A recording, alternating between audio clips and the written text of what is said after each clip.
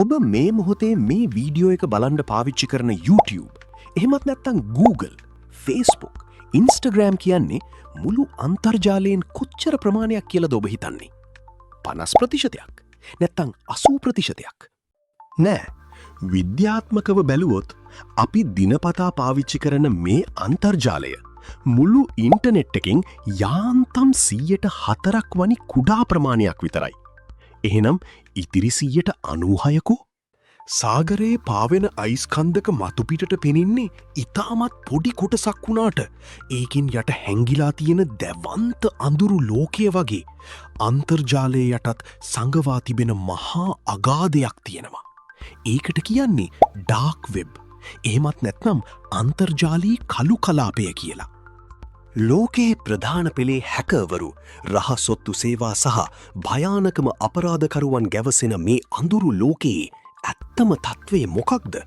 සාමාන්‍ය කෙනෙක් මේකට ඇතුළු වුණොත් මොන වගේ කරදරයකට වැටෙන්නේ?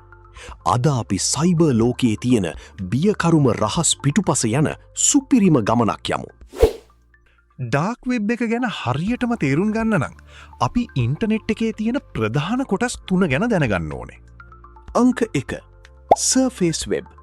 අපි හැමෝම දන්න Google, Wikipedia වගේ සාමාන්‍ය බ්‍රවුසර් එකකින් සර්ච් කරලා යන්න පුළුවන් හැමදේම අයිති වෙන්නේ මෙතනටයි. අංක 2. Deep web. ගොඩක් අය ඩාර්ක් වෙබ් සහ ඩීප් වෙබ් පටලවා ගන්නවා. ඩීප් වෙබ් කියන්නේ අන්ලොක් කරපු නැති රහසිගත දත්ත. උදාහරණයක් විදිහට ඔයාගේ ඔන්ලයින් බැංක් account එක, ඔයාගේ පෞද්ගලික ඊමේල් නැත්නම් Google Drive එක. මේවා සාමාන්‍ය කෙනෙක්ට Google එකේ සර්ච් කරලා බලන්න බෑ. පාස්වර්ඩ් එකක් ඕනි. මේක නීත්‍යානුකූලයි, ආරක්ෂිතයි. අංක 3. Dark web. අන්න ඒ ඩීප් වෙබ් එක ඇතුළෙම තියෙන සාමාන්‍ය බ්‍රවුසර් එකකින් කිසිසේත්ම ඇතුළු වෙන්න බැරි සම්පූර්ණයෙන්ම එන්ක්‍රිප්ට් කරපු නැත්නම් රහස්කේතවලින් වට කරපු අන්තර්ජාලයේ අන්තිම කෙලවර තමයි ඩාර්ක් වෙබ් කියන්නේ. සාමාන්‍යයෙන් අපි වෙබ්සයිට් එකකට යද්දි .com හෝ .lk වගේ ඒවා පාවිච්චි කළාට ඩාර්ක් වෙබ් එකේ තියෙන සයිට් කෙලවර වෙන්නේ .onion කියන වචනයෙන්. මේවාට ඇතුළු වෙන්න Google Chrome, Safari වගේ වයින් බෑ. ඒකට Tor, එහෙමත් නැත්නම් The Onion Router වගේ විශේෂ බ්‍රවුසර් එකක් අවශ්‍ය වෙනවා.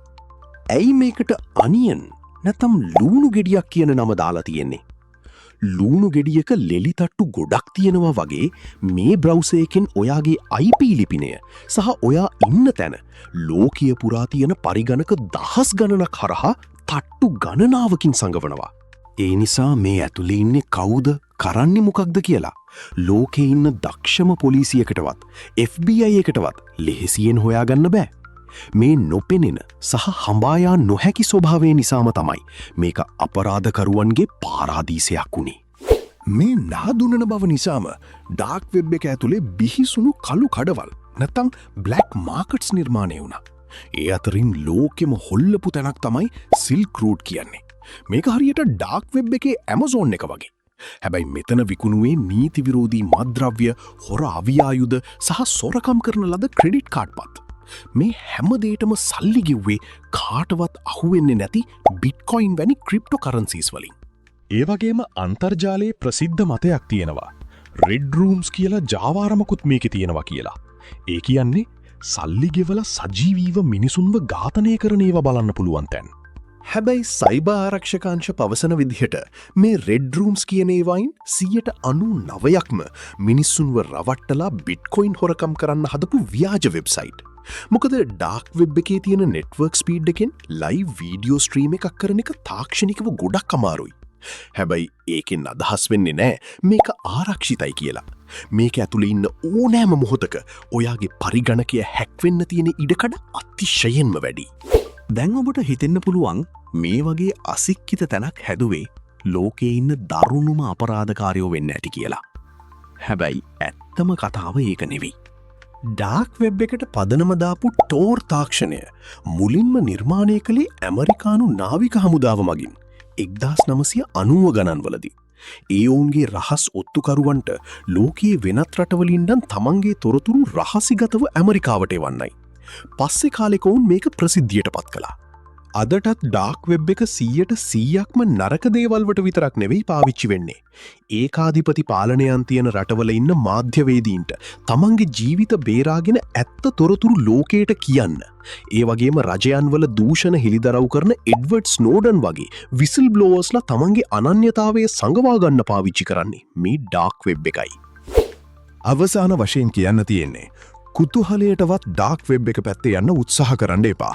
මොකද එක වැරදි ක්ලික් එකකින් ඔයාගේ පරිගණකයේ තියෙන බැංකු ගිණුම් තොරතුරු පින්තූර විතරක් නෙවෙයි ඔයාගේ මුළු ඩිජිටල් ජීවිතයම සයිබර් අපරාධකරුවන් අතට පත්වෙන්න පුළුවන්.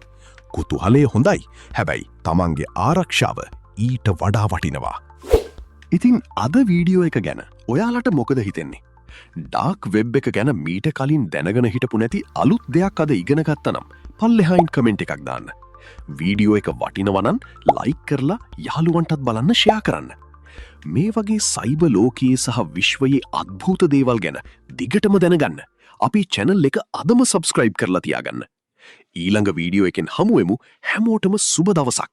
පරිස්සමින් ඉන්න.